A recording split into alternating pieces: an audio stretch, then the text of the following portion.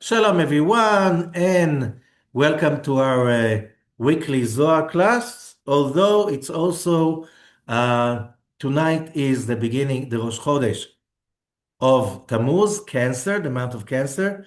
The new moon is going to be tomorrow morning, so we have to discuss uh, the month of Tammuz, which is very much related to Parashat Ḥukat, and because Parashat Ḥukat is always in the beginning of the month of Tammuz, and it's about a very critical issue: death and life, or life or death, which means in which order are we going to see it? Because the month of Tammuz in Hebrew is Tam Vav Zayin. Tam means complete. Vav Zayin. Vav is the Hebrew letter that created Taurus. Zayin, the Hebrew letter that created, according to the Book of Formation, the month of Gemini. Tam Vav Zayin, and how do you write the letter Chet, which created the month of Tammuz? Vav Zayin, and there's a little roof that connects the two letters together. So you can read it as Tam Vav Zayin, the completion of Vav Zayin, or Met Vav Zayin, death to the Vav Zayin. How is that connected to Parashat Ḥukat? Very, very strongly. Parashat Ḥukat is starting with the law of the Red Heifer. This is the last law we study on Sinai. Immediately after that we'll find it in the book of Numbers, Bamidbar, chapter 19, verse 1. And here is the Red Heifer, the law of the Red Heifer. As we come to chapter 20, verse 1, ויבואו בני ישראל כל העדה מדבר צין בחודש הראשון. We are talking already about the whole nation, the whole congregation, leaving the Sinai and coming to the desert of Tzin, which is in the southern Negev. So we have a jump of 38 years. We have no idea what the Torah doesn't discuss. What happened during 38 years?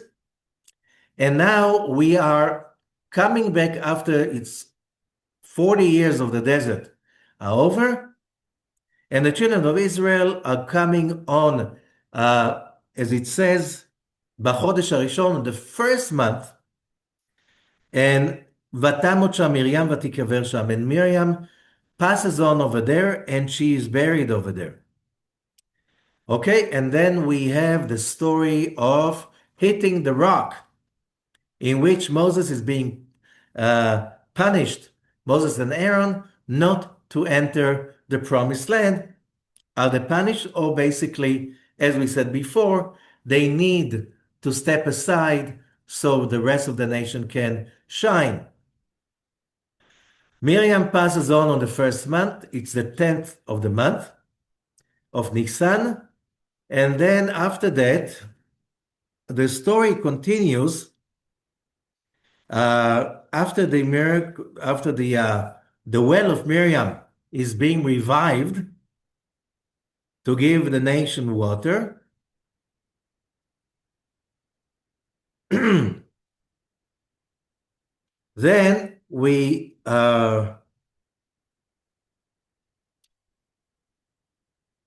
the Israelites are coming up on the eastern side of the Arava, eastern side of what is Israel. Today is southern of Jordan. And they simply travel up in the desert, and they try to cross into the promised land through the lands of Edom. Edom means the red one. Petra, the red rock, that's a place. At that time, the Edomites are living there. They do not want to allow the Israelites to pass through. So they go even more north, and then they ask the Moabites to pass through. However, before that, they go back to the Negev and they bury Aaron, who passes on. Miriam passes on the 10th of Nisan. Aaron passes on the first day of Av. After that, there's a fight with the Canaanites that from in the Negev that attack them, as they know that there are no protection shield of the clouds of Aaron anymore. A lot of stuff in this parasha. And then they go back to the Red Sea to go around Edom, around the Red Rock. And it looks like the people are starting to be tired and they complain. And now come the snakes and the serpents. Vaynashchu et ha'am, they bite the people. A lot of people die. The people come to Moses, Vayomru chatanu, chapter 21, verse 7. Hitpalel Adonai v'asar ma'aleinu tanachash. Moses prayed for us and he will, to God, and he will take the snakes away from us. And then he makes the copper serpent to heal the ones who got bitten. From then on, the copper serpent becomes a symbol for medicine all over the world. And then they go around, back to the east side of Edom, which is today the Jordanian desert. And they go even northern and they try to go through Moab, who doesn't allow them. And then they go even northern, and now the Amorites. Now between the desert and River Jordan, down the Amorites, and they ask Sichon, the king of the Amorites, to pass through his land. They say, we don't want anything from you, just let us pass through, we'll pay everything. We won't damage anything, trust us, there's nothing you can be afraid of us. However, Sichon does not allow them pass through, and more than that, Vayesov chapter 21 verse 23, Vayesov Sichon et kol amo vayetze likat Yisrael hamidbara. Sichon gathered all his nation and he declares war and he attacks the Israelites in the desert. Vayakeu Yisrael lefi cherev, verse 24, and Israel win and beat them. The Amorites, this is it. And they take the lands of the Amorites, which is, if you look at the map of eastern Israel, which is today the kingdom of Jordan, if you go to the Dead Sea, the top part of the Dead Sea to the right, all the way up the whole land, all the way to southern Syria, which is today called Dera, then it was called Edrei, same name. The Israelites, they take it, and we have the first conquest of the Promised Land, although that was not considered to be the Promised Land. However, the Amorites, Sichon, king of the Amorites, attacked, although he was warned not to. They just simply said, we offer peace. We pass through, we don't want to touch you. He loses, and from that moment on, that land became later on the territory of Reuben, the tribe of Reuben, the tribe of Gad, and half Menashe. So we end the parasha and chapter 22, verse 1, Vayisub bnei Israel vayachanu, after they conquered all the big part of the eastern part of the Jordan, the east bank, without Ammon, which is today Amman. Amman, the capital of the Hashemite kingdom of Jordan, is called Amman because it was the capital of the Ammonites. Moab and Edom, they were not conquered, but the rest was all conquered by the Israelites, including the Bashan and the Gilad. Finally, Vayis'u bnei Israel, and the children of Israel traveled, Vayachanu b'arvot Moab, and they camped in the prairies of Moab across River Jordan from Jericho. So in this parasha, we jumped from the laws that were taught around Mount Sinai till standing in front at the gates of the Promised Land. So what's so important about Parashat Ḥukat? So important that we have, as we said, to deal with death, because the red heifer is the healing to the elixir of death, to poison. How do we see that? So first of all, we see that in the parasha, Zot Ḥukat Torah, and we have the weird story of the red heifer. What's the story of the red heifer? It looks like we study the laws of the Torah. The laws of the Torah have a very simple goal. The Torah is teaching us how to excel, how to ascend the levels of purity, holiness, and manifest our spiritual potential. Now, there's no other job for the Torah, and the Torah is coming from the word of the meaning Torah because she is Morah. Morah means that teaching. The Torah is a book of teaching. What you have in English, theory, Torah could be a theory, a study, a wisdom, and a teaching. The teaching of what? The teaching how to connect to the tree of life. Etz chaim hi lemachzikim ba. The Torah is a tree of life for the ones holding on to it. So, one of the rules of the Torah is how to use the ashes of a red heifer in order to remove the strongest negativity that can ever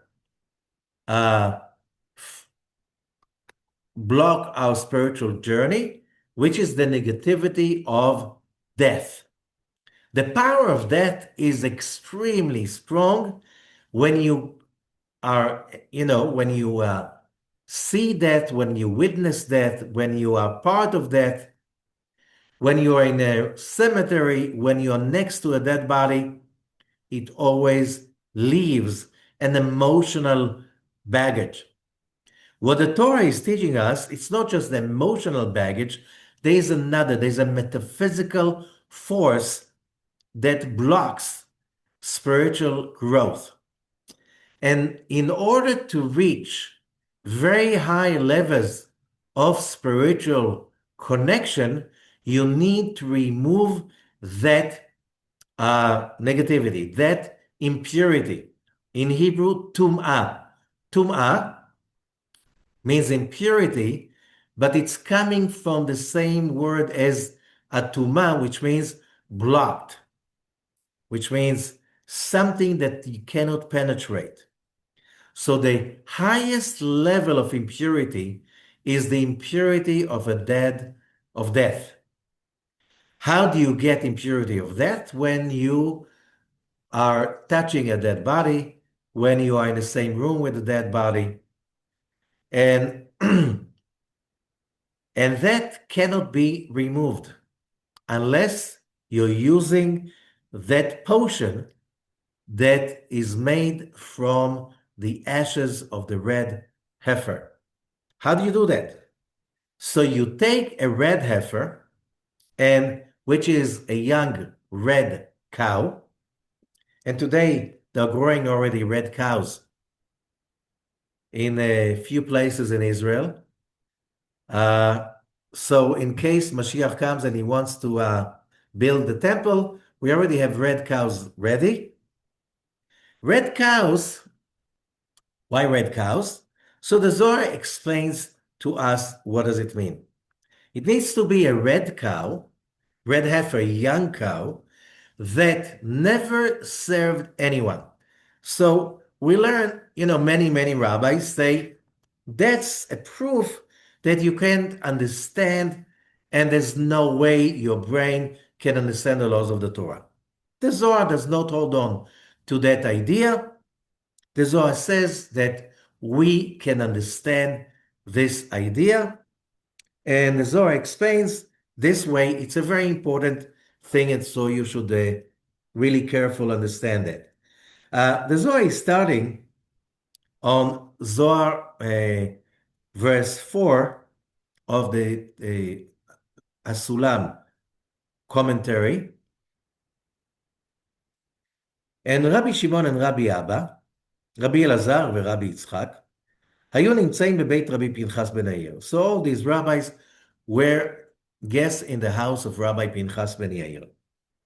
אמר רבי פנחס לרבי שמעון, Rabbi Pinchas says to Rabbi Shimon, who was his son-in-law, בבקשה ממך, אתה שהקימו אותך מלמעלה, please, you that were chosen from above, ודבריך בגלוי can reveal stuff, מה שלא ניתנה רשות לאדם אחר, that other humans do not have permission to say, אמור דבר חדש בפרשה הזאת. Tell us something new about this parasha.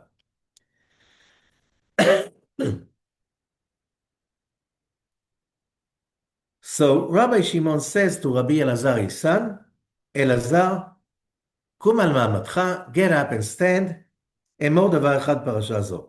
חברים יאמרו אחריך. Rabbi Shimon says, I prefer that my son will start. Rabbi Elazar gets up and he quotes from the book of Ruth, chapter 4, that explains, וזאת לפנים בישראל על הגאולה ועל התמורה, לקיים and so on. It says in the book of Ruth that when in the ancient times, even we're talking about the biblical era, in order to transmit ownership over real estate, there was a very unique custom.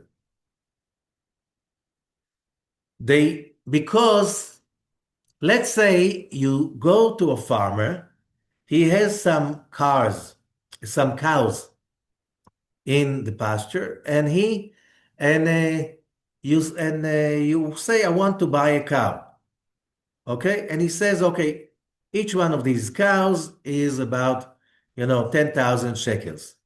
So you give him the 10,000 shekels, and you go and but after you gave him the shekels, what determines by Jewish law which cow belongs to you?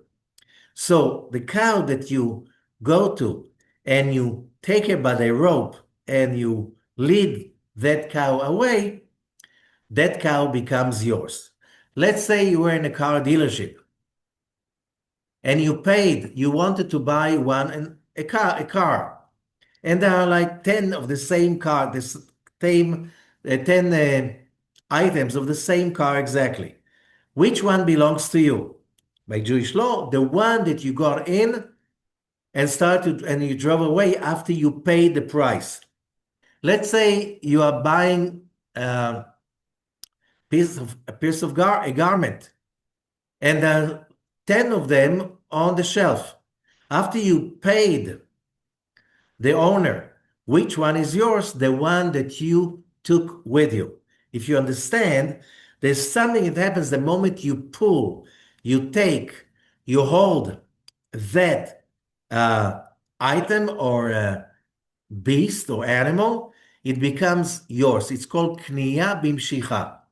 The moment you pull it with you, it becomes yours, which means the whole energy field of that animal or item becomes yours. Now, but if you buy a piece of real estate, you can't pull it with you somewhere, how does that become yours?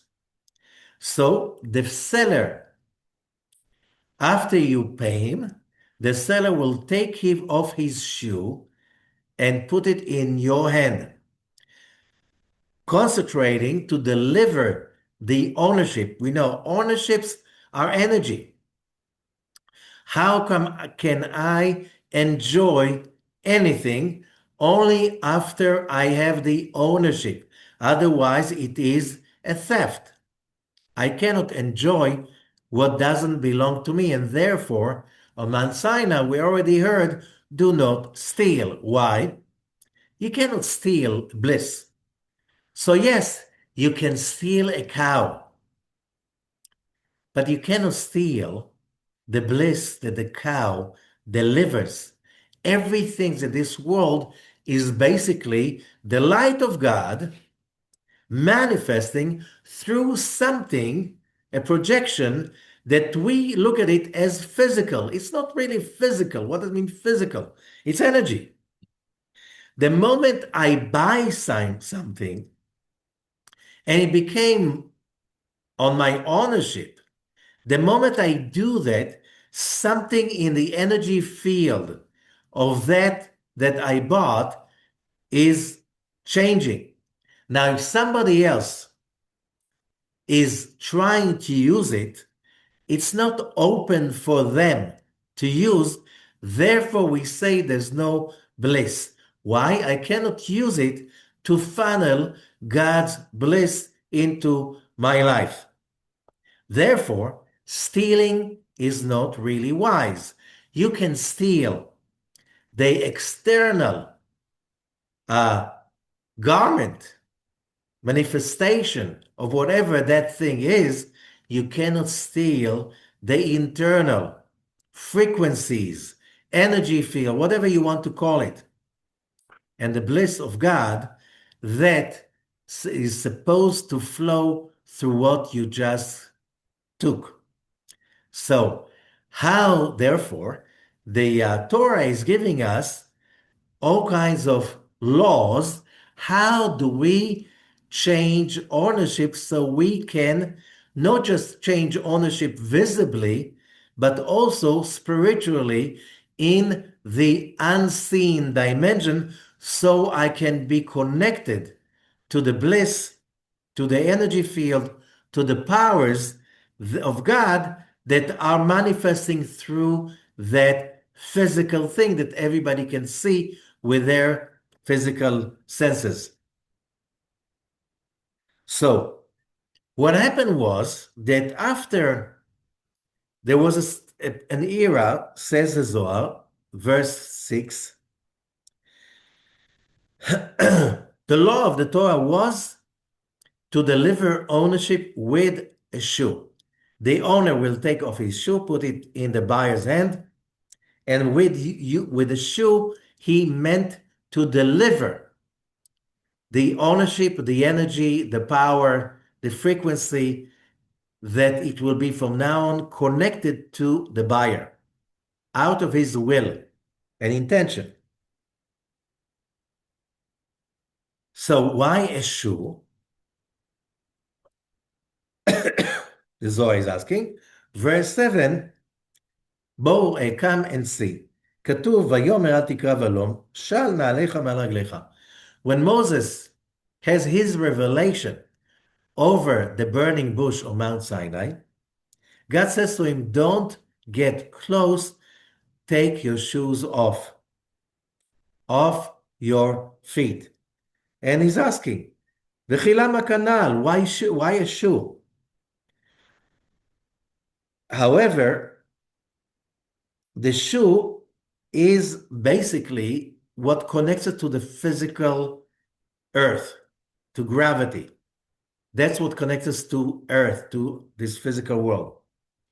Hanalo, מעמיד אותו במקום אחר. Removing the shoe is basically putting the person in another place.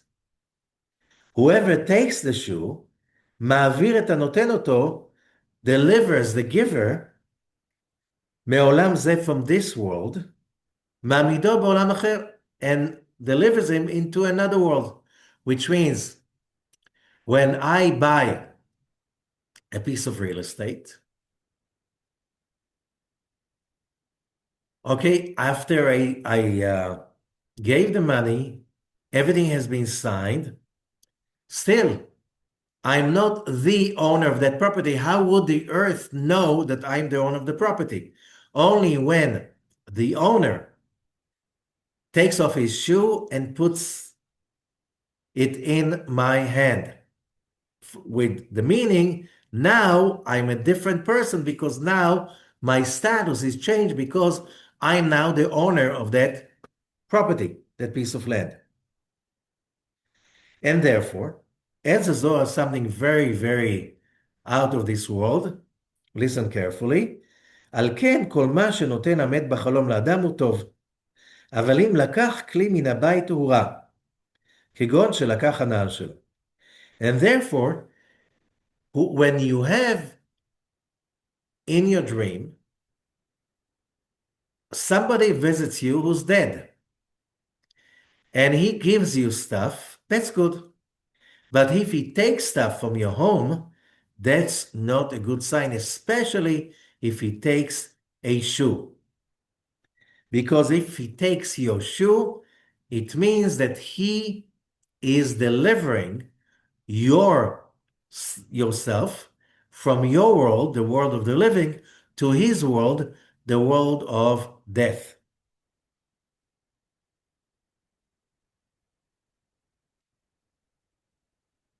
Because the removal of the shoe, the taking of the shoe is representing moving from one world to another, one state of existence to another.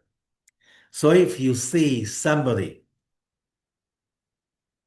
in the dream, God forbid, if somebody has that kind of a dream, you need to do what is called atavat chalom. You need to remove that dream. It shows there is danger, and you have to give charity. It's like there's a lot of stuff that can be done, which is not for our class today. But you have to do. That's a big warning, saying if you're not going to change your ways really soon, you're coming to us. וזהו, כשהמת לוקח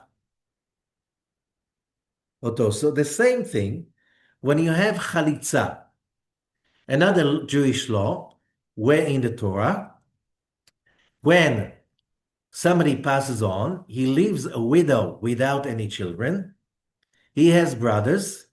Now the Torah says either the widow is getting married to the brother of her husband, and then the child that will be born will be carrying the name of the deceased husband or brother. If he refuses to do that, then he does what is called chalitza, removal of the shoe. She, the widow, takes the shoe off the leg of her brother-in-law, and she throws it to the ground, and we understand the Zohar is teaching us by that he represents his dead brother. When she takes his shoe off, she removes him, he's stuck. Somebody who dies without leaving any children, he's basically stuck between the worlds. Unless he has, we have a lot of great righteous people who had great deeds that are like children. But somebody who did nothing specially great, the soul is basically stuck between the worlds. And when the widow pulls the shoe off, throws it to the ground, the Zohar is teaching us, she removes him from that stuck position in between the worlds. He cannot reincarnate again. When she does it and throws it to the ground, now he can reincarnate again to the ground, to soil, from soil to soil. You know what they say, ashes to ashes? This is a really bad translation. It doesn't say so. It says, me'afar bata ve'el afar tashuv. You came from soil, you're going back to soil, not ashes. This is efer, ashes. Afar is soil. Okay, why? Because Earth, the four elements, Earth is one of them. And the body belongs to Earth. That's why when she throws the shoe on the Earth, now he can reincarnate into a physical, earthly body again. So the Zohar is asking, why did they stop that custom with the shoe about delivering ownership over real estate? That too many evil people, they could have, that was not supposed to be revealed. Which means what the many rituals in the Torah that look like uh, something traditional, but they have a real metaphysical power because there was a lot of black magic for so many centuries.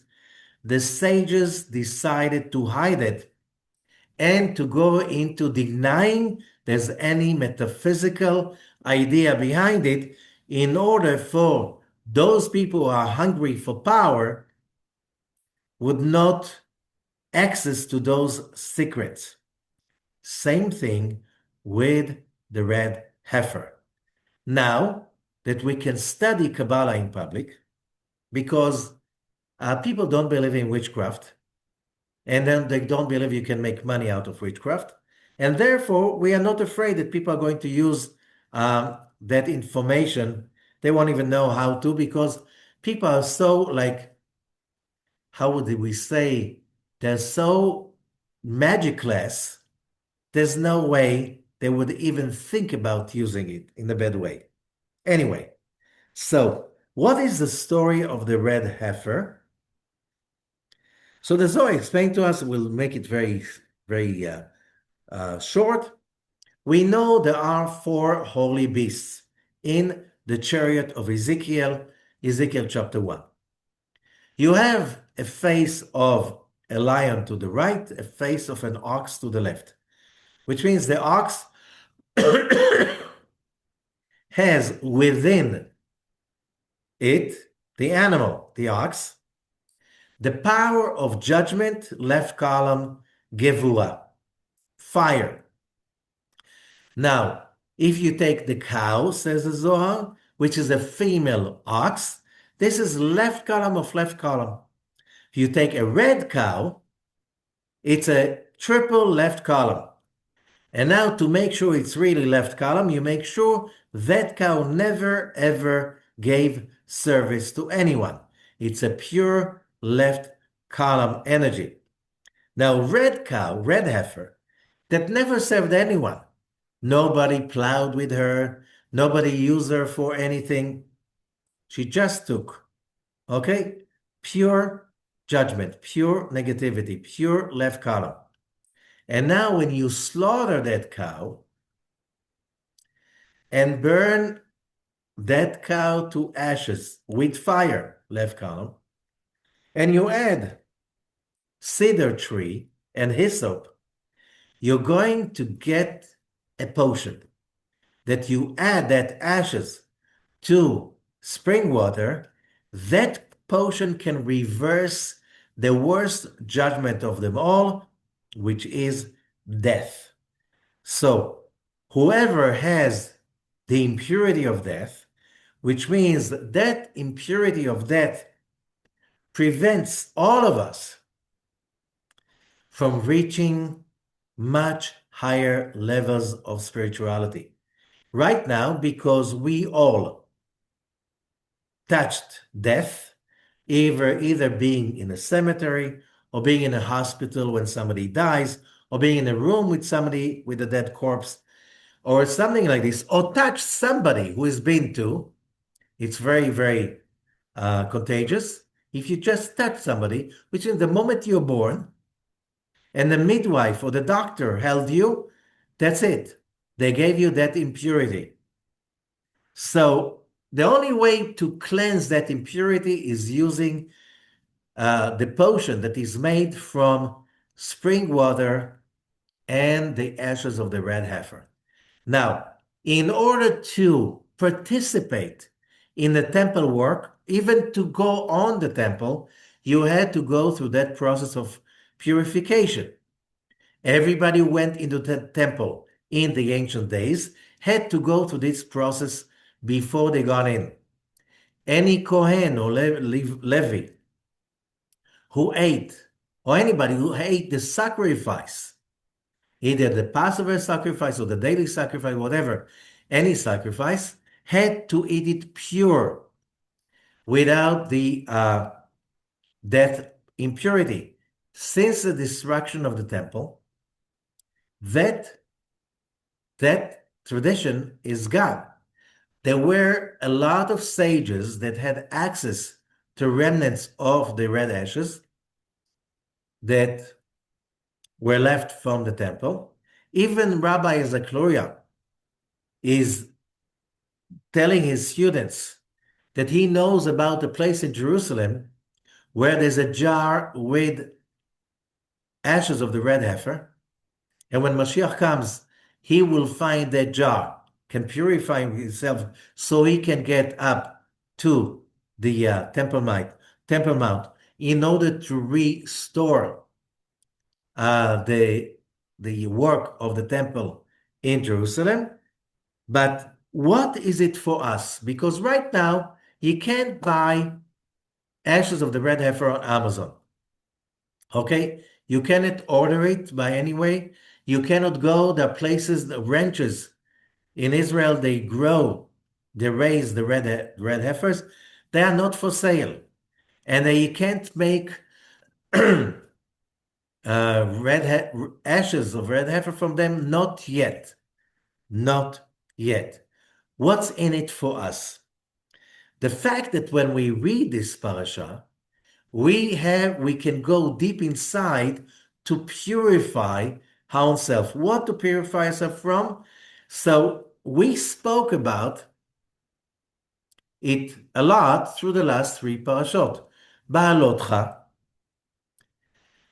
And after that, we had Shlach Lecha and Korach. In all three of them, we had that tendency of even the smartest people, the holiest people, to fall into complaint, jealousy, envy, hatred, and dispute, which is basically the real source of death.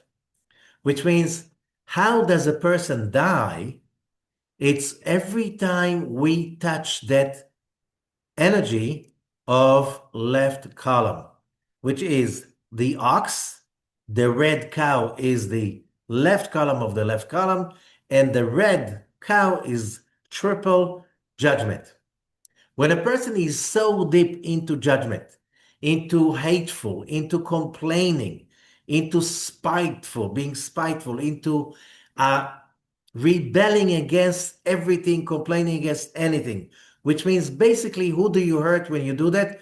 You hurt yourself. You hurt yourself because you take all your body and soul energy and you deliver them into the hands of the dark side, especially when a person is so angry and he is starting to throw shoes. This is the worst that can be. Which means when you throw a shoe with anger, it's like all the positive sparks of your soul, the ones that who knows how many lifetimes you corrected them, you hand them over to the dark side. This is the real, you're not even selling your soul to the devil, you're handing it over with what? Just getting the feeling that you are better, that you are right and they are wrong. Terrible, terrible exchange, terrible business deal, terrible. What do you get? Like the meager little thinking of, I'm better and I'm hurt. But even if you don't throw a shoe, just entering into a fit of anger, cursing, yelling, complaining, blaming, that's enough to activate that power of death within you. Don't do that. Do everything you can, not even to get closer to something like this. Why is it that we need to meditate, to study, to learn how to overcome negativity the way we spoke about it in the last 3 weeks? It's about training yourself again and again and again. Whenever the judgment, wherever the left column, whenever the gvura, wherever that red thing, that which is symbolized by the ox and the color red, awakens inside us, we have to shut it down and replace it with mercy, love, and caring. To whom? Well, it doesn't matter. Because when you do that, you simply take a liftoff to connect to the source of all that is good. And that's how you control your destiny. That's how you change your fortune, your good luck, everything that you know about yourself. If you just can, in that moment that you fall into that red hatred, anger, whatever, complaining, victimhood, and you shut it down and you connect to the awe of God, the awe of how great God is and how great is his universe. And there's so much good in that universe, and I choose to be part of it. I'm in awe. And I won't do even the slightest thing against it. I won't raise my voice. I won't steal. I won't hurt. I won't do anything that bring judgment into my soul. That is the power of removing death from within ourselves. So, if we did the cleansing during the counting of the Omer, during the month of Iyar, Taurus, and we connected to the power of healing, and we really connected to the power of that month, which is connecting to the power of Chesed, unconditional love, which is the letter Vav. And then during the month of Sivan, Gemini, we connected with that idea of love others as you love yourself. That's why it's a month of Gemini, twins, two who are one. When I agree to love another person unconditionally, basically I get out of myself. And who do I meet when I get out of myself? Say the Kabbalist, I meet God. That's outside the box. So when you love somebody, you don't love that somebody to get anything from them. You love them because that's a value you want to achieve, because that value will shift your whole body-soul complex into the Shekhinah, into the two who are one. Which two? Vav and Zayin. Vav, Zeranpin, the Holy Blessed be He, the power of grace and loving kindness of the world of above, and the Shekhinah, the vessel of God's light. When they merge together into one, Vav and Zayin, they become Chet. When they become Chet, you can complete healing on the month of Tammuz, on the month of Cancer. However, and we can read that in the Zohar of Parashat Ḥukat, in the beginning. And the Zohar is saying these words. I'm reading from verse 2. כתיב הכה, זאת חוקת התורה. It says, in the parasha, זאת חוקת התורה. This is the law of the Torah. And it doesn't say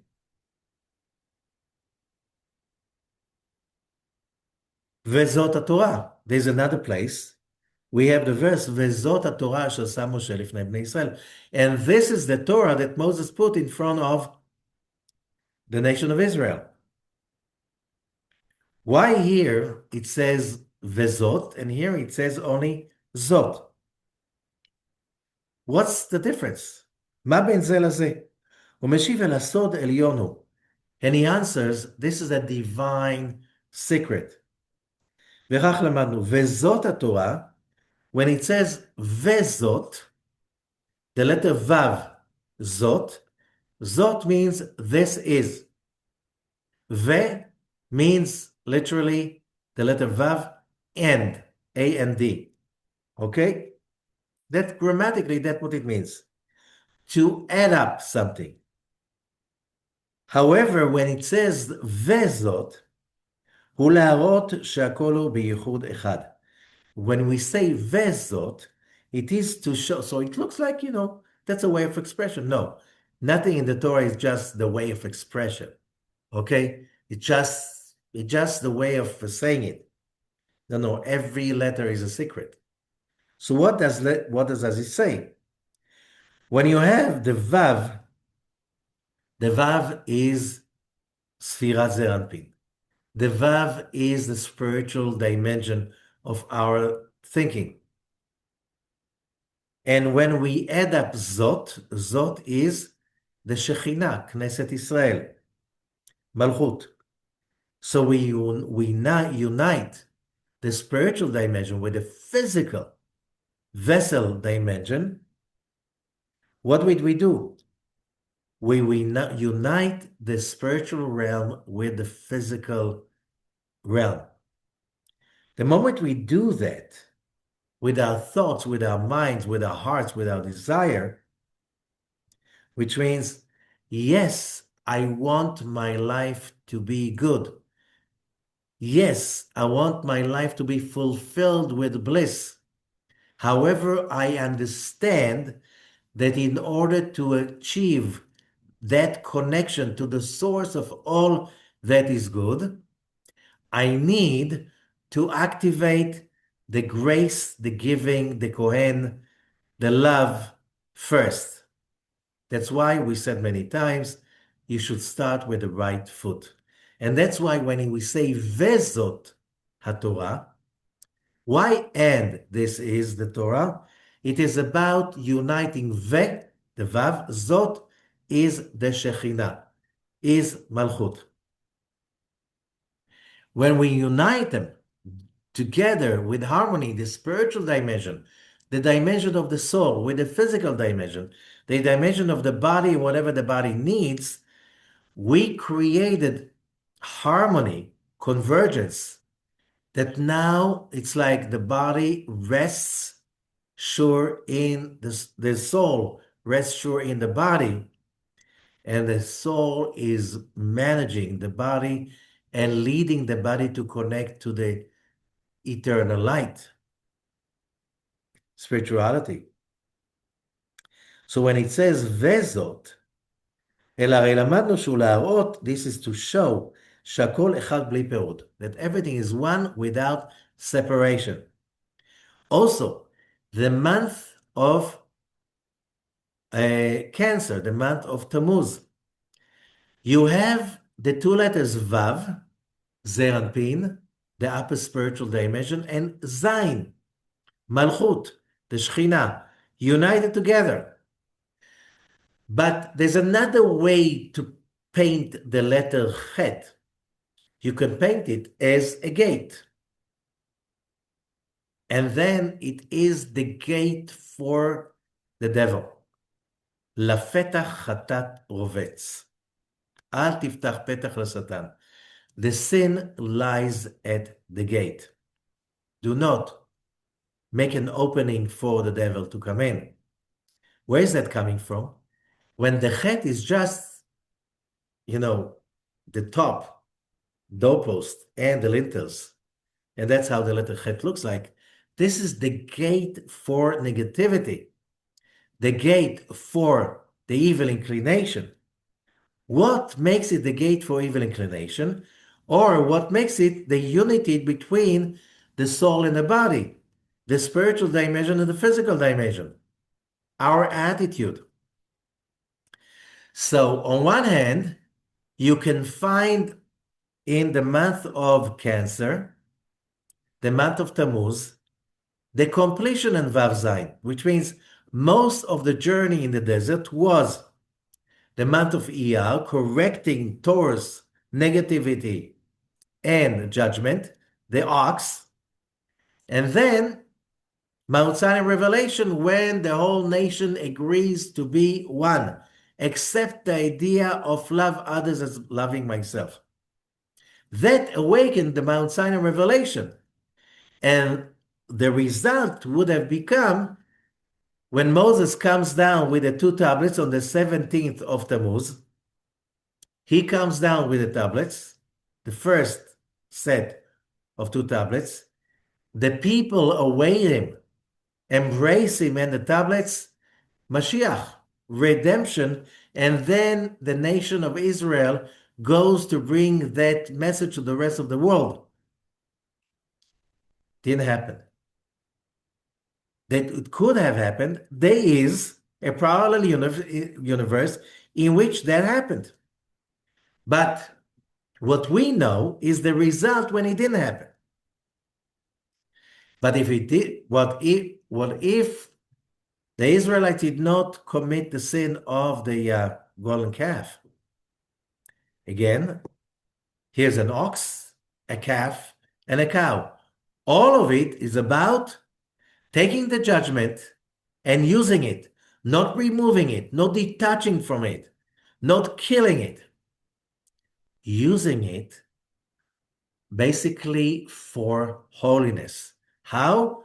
As we explained in the previous parashot, when you harness the heifer, when you harness the judgment of the ox, the cow, the golden calf, when you harness it under, like Abraham Chesed, grace, binding Isaac, judgment. When we bind it, which means I am willing to take, gain, achieve only in one condition, that first it's going to follow my giving, my sharing, my caring for others.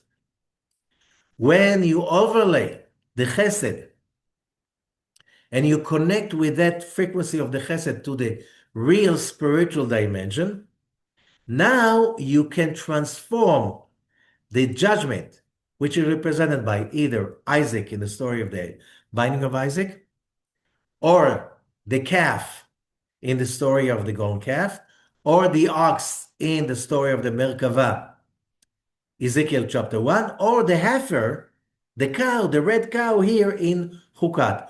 All of it are different facets of the same judgment. When you harness the judgment here, you harness it by burning it and adding the results into a fresh spring water, which is chesed. When you do that, you can emulate it, as we said before, every time you feel the judgment awakening within you, taking over you, and you shut it down. You stop it immediately, and you transform the me, I want, I desire, I need, I have to, okay? That urge to receive some kind of compensation, reparation for the lack that I feel, the judgment that I feel, the hurt that I feel, the desire, the passion that I feel, instead of letting that take over me, and then I will go in fire because it's a fire, and I'll get burned high and by. You have an instant fulfillment, but then you simply fall apart into pieces. It doesn't work. It doesn't last. That's not victory. That's short-circuiting. So when I shut it down for a split moment, I don't give it up, but I transform it. I harness it. I bind it. Okay, I want things to go well for me, but I need first to find the grace, the giving, because the judgment always must be bound by grace. You want to put a limit, you want to create your own stance, but it has to be with love and kindness. Without giving up your own standing. You're not giving up. That's what I need. That's what I deserve. But I'm doing it with love, with grace, with positivity. I basically merge the Vav and the Zayin, the spiritual dimension of giving and caring with the physical dimension of receiving. I need to live. I need to make a living. I need to survive. I need my own place. I need my own space, which is justified, not with anger, not with hatred. I also want to achieve something. Okay, go and achieve it. Then it becomes the chet. Now, there are two kinds of chet. Chet, even if you know Hebrew, chet is the same sound as a sin. A sin. The letter chet. So either it's the gate for sin, when you go for your own selfish desire, when you're too busy with what I want, you don't care about what other people want. And that is the dark side of Tammuz, the dark side of Cancer. That's when Cancer cannot synergize or push together the right and the left into central column. Then the crab, which is the sign of that, the month of Cancer, it's a crab, goes to the right or to the left. In both ways, you fall off course. You lose it. Then, it's basically called manic depressive. Once you're high, once you're down, high and by. You activate desire, ambition, need, which is, wow, adored by our society. But you don't add the grace. And then you find yourself falling apart, short-circuiting yourself. And that's manic depressive, high and by. You're high, I'm so good, I'm excited that I'm getting it, and then everything falls apart, explodes in your face. So the so-called victory became a terrible, shaming defeat. How do you prevent that? It's when you merge together the chesed and the gevurah, the giving, sharing, grace, and kindness. You overlay it on top of all desires and needs that you have. What is the result? The impurity disappears. You get out of the box. You get online. You get on the straight line. You get on the highway. Things start to move on because you become a channel of positive light. So that is two opposites of what the month of Cancer is about.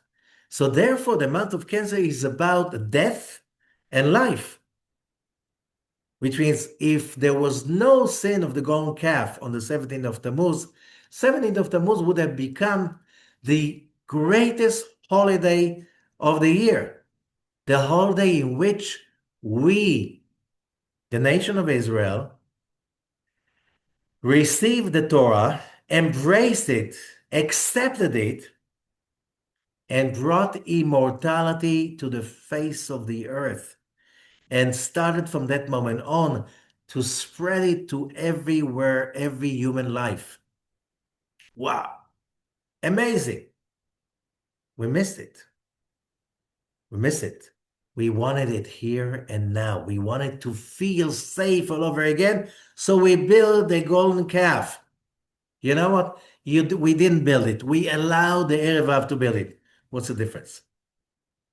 You enabled others to do it because somehow you felt, it's not bad if they do it. and that means you participated in the crime. What happened? We fell into the sin, chet. So the letter chet of the letter chet is here standing for the sin. And the sin of Adam and the sin of the golden calf meant exactly the fault line between life, everlasting life, Adam and Eve before the sin in the Garden of Eden, or the nation of Israel on Mount Sinai before the sin of the golden calf, that was everlasting life, immortality. And then falling into perpetual death, high and by, disappointment, anger, victimhood, hatred, jealousy, all of those diseases that are totally accompanied with accumulating death. And we know many, many times we studied about it. What is the connection between physical death and what we just said?